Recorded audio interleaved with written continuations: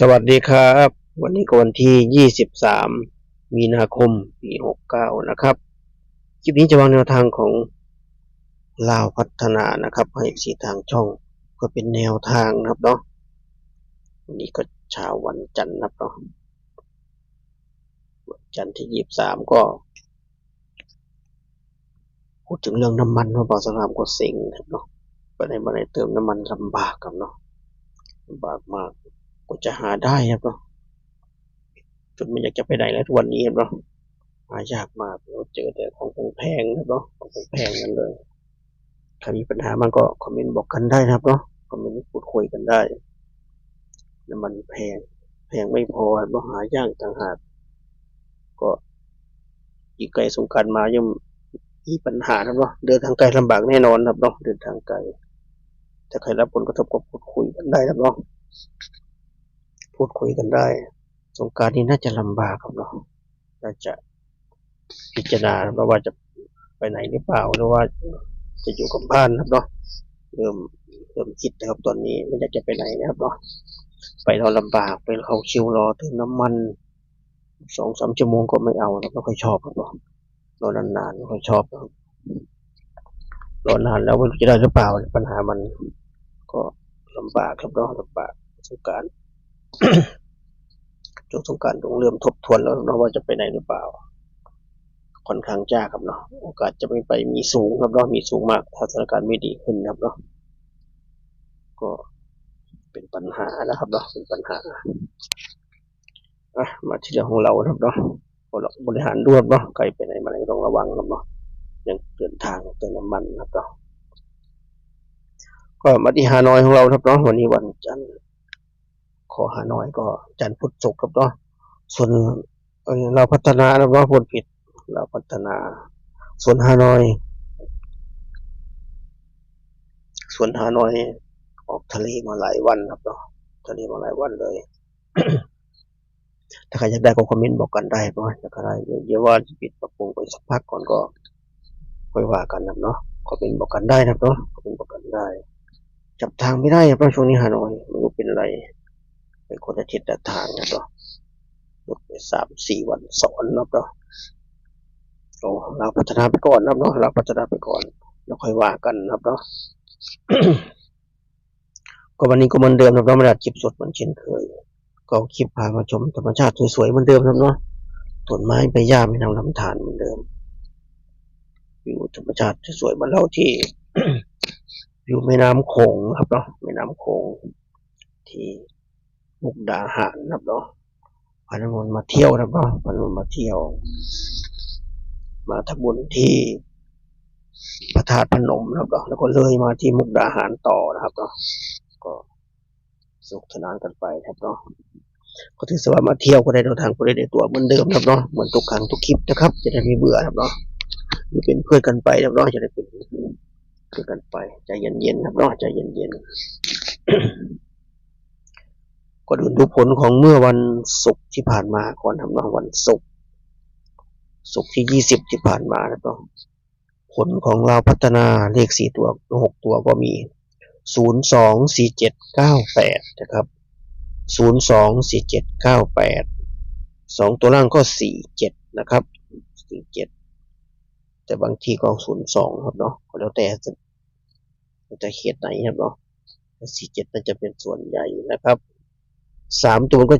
798ครับเนาะดีไป789ครับเนาะ47ล่าง798บนครับเนาะ2ตัวก็98นะครับบอกซะไม่แนวทางไปเด่น7รอง8ครับเนาะเด่น7รอง8จับคู่ให้ก็70 71 72 79ครับเนาะ80 81 82 89ครับเนาะก็เข้าที่89ตัวกลับครับเนาะ89แล้ว98 89ตัวกลับเนาะส่วน47 74ไม่มีครับเนาะมี71 72แล้วก็ข้ามไป79เลยไม่มี74 47ครับเนาะไม่งั้นได้2เด้งบนล่างเลย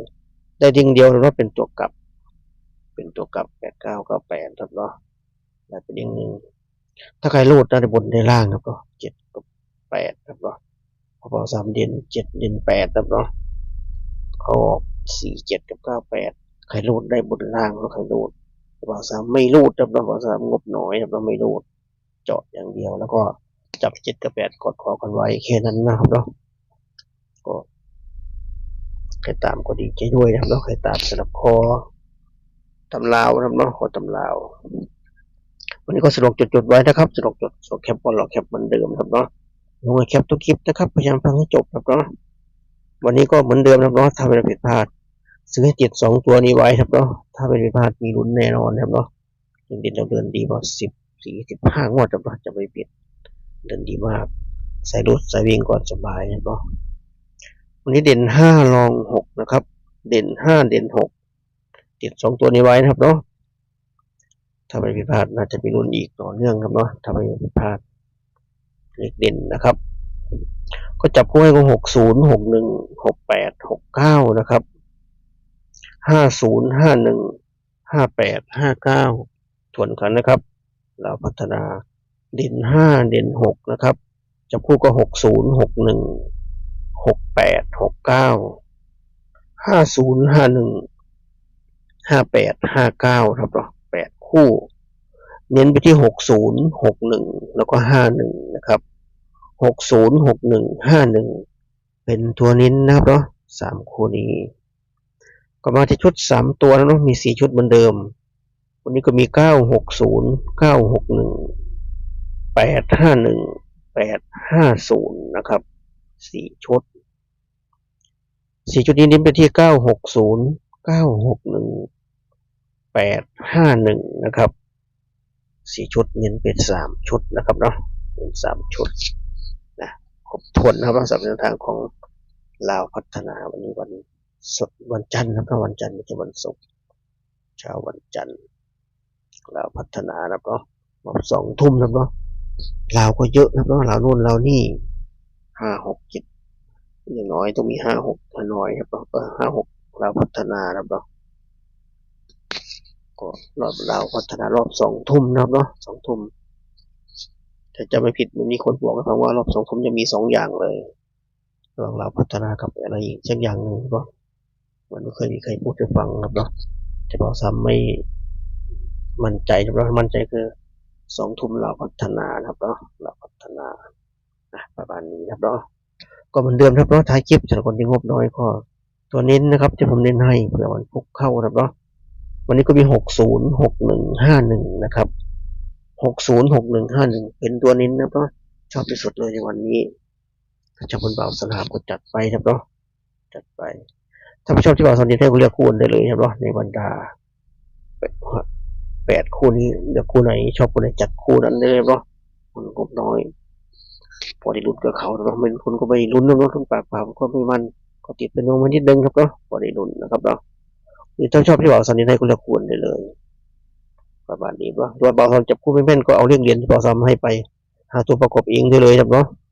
แต่มาจากไหนก็แล้วแต่ครับเนาะมีรุ่นแน่นอนครับเนาะก็ฝากไปแค่นี้เจอกันคลิปหน้านะครับสวัสดีครับ